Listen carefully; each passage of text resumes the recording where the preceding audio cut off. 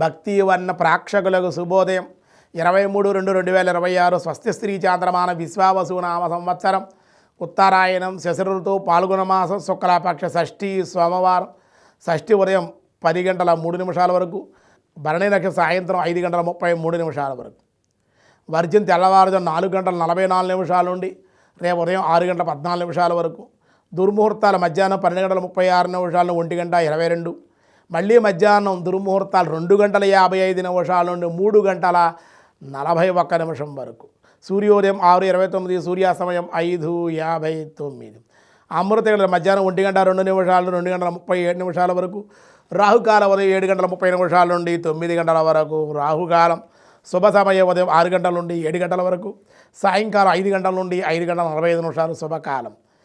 ఈరోజు బ్రహ్మయోగం ఉదయం 11:30 తైతుల కరణం ఉదయం 10:03 గరంజి రాత్రి 8:56. దినారంభ చక్రంలో ఈరోజు ముందుగా మేషరాశి వారు అనుకోని కలహాల వల్ల మానసిక అశాంతికి గురి అయ్యే అవకాశం ఉంది. ఎవరితో ఎక్కువగా మాట్లాడకుండా ఉండి ఈరోజు చాలా మంచిది. వృషభ రాశి వారికి ఎంత ధనము వచ్చినను అధిక ఖర్చుల కారణంగా ఇబ్బందులు పడే అవకాశాలు ఉన్నాయి. మిథున రాశి వారి మిశ్రమం, ధన వ్యయం, పనుల్లో ఒత్తిడి, దేవతా ఆరాధన, దేవాలయ దర్శనం మీ మేలు చేస్తుంది. కర్కాటక రాశి వారి పెద్దల్లో కలుసుకొనుట, సంఘంలో గుర్తింపు, దానివల్ల ఆనందం.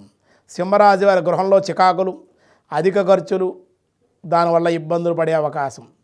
కన్యారాశి వారి రుణదాతల ఒత్తిడులు, సమస్యలు ఎక్కువగా ఉండే అవకాశం కూడా ఉంది.